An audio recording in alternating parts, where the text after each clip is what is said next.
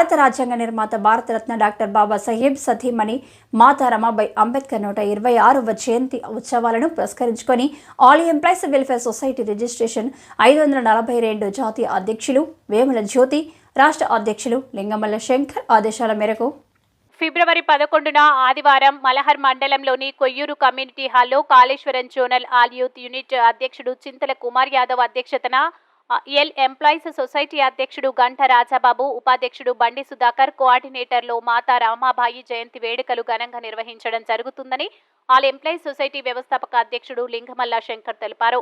ఆదివారం కాటారంలో జయంతి ఉత్సవాల ఆహ్వాన కరపత్రాలను ఆవిష్కరించారు. ఈ కార్యక్రమంలో దుప్పటి ప్రవీణ్, బొడ్డు రాజాబాబు, కందుగుల రాజన్న, రాజయ్య, మౌలానా ఖాన్, మండల అధ్యక్షుడు రాగం కుమార్ పాల్గొన్నారు.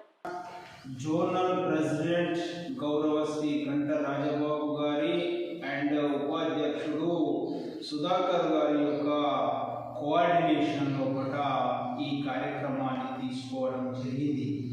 ముఖ్యంగా మెరుగైన సమాజం కోసం, మహానీయుల ఆశయ సాధన కోసం మరి రమాబాయి అంబేద్కర్ గారు వారి యొక్క త్యాగాన్ని మనము ఒక మాటలలో చెప్పలేము. వారి త్యాగ ఫలితమే ఈ రోజు ఈ సమాజం అనేది పురోగతి చెందింది.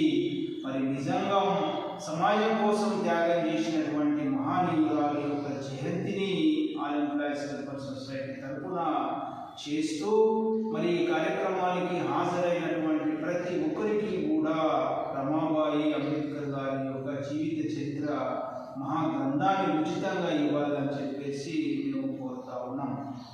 కావున ఈ కార్యక్రమానికి కుల, మత, లింగ, ప్రాంత భేదం లేకుండా మరి అన్ని కుల సంఘాలు, ప్రజా సంఘాలు, మరి అంబేద్కర్ సంఘాలు, మరి మేధావులు, ప్రజలు, యువత అందరూ కూడా ఆలంటేనే అందరూ, ఇందులో అందరికీ భాగస్వామ్యం ఉంది. అందరూ కూడా ఈ మహానీయురాలు యొక్క జయంతి కార్యక్రమాన్ని ఇచ్చేసి జయప్రదం చేసి మరి పుణ్యతులు కావాలని చెప్పేసి మేము మనస్ఫూర్తిగా